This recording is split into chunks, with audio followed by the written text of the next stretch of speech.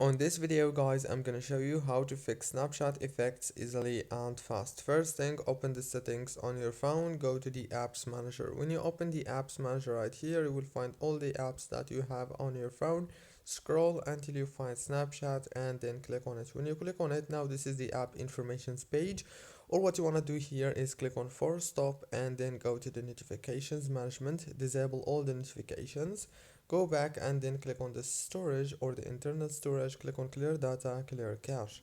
After that, now all what you want to do is go back to the settings on your phone, go to the wireless and networks, enable the airplane mode for 3 seconds and disable it.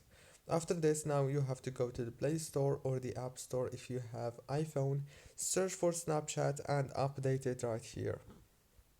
As you can see, very easy and simple.